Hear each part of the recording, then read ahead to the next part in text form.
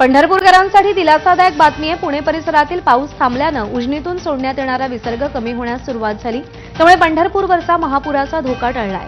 असं असलं तरी चंद्रभागा धोक्याच्या पातळीवर पोहोचलीय। सध्या पात्रामध्ये 1,90,000 क्युसेकनं पाणी वाहत आहे। दरम्यान गोपाळपूर पुलावरून पाणी आल्यानं पंढरपूरहून कर्नाटककडे जाणारी वाहतूक काल रात्रीपासून बंद आहे। आढावा घेतला आमच्या प्रतिनिधींनी, पाहूया।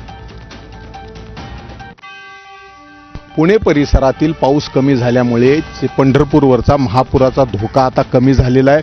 खूप मोठी दिलासादायक बाब होणार आहे, कारण जवळपास 165 कुटुंबांना शहरातील आणि तालुक्यातील स्थलांतरित करण्यात आलं होतं या महापुरामुळे। काल जे पाणी सोडलेलं होतं त्याचा इफेक्ट आता पंढरपूरमध्ये दिसत असून चंद्रभागा दुथडी भरून वाहत आहे। चंद्रभागेचे हे रौद्र रूप आपण पाहू शकतो।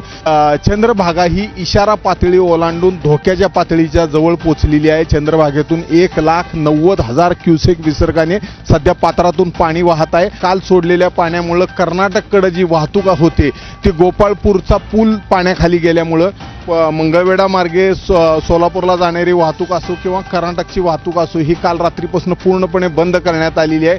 की पंढरपुरावर गेल्या 4 दिवसापासून जे महापुराचं संकट होतं ते पूर्णपणे कमी झालेलं आहे, टळलेलं आहे। कॅमेरामन सचिन जाडेसह सुनील दिवाण, एबीपी माझा। नाशिकच्या गोदावरी आलेला पूर ओसरण्यास सुरुवात झाली आहे। गुरुवारी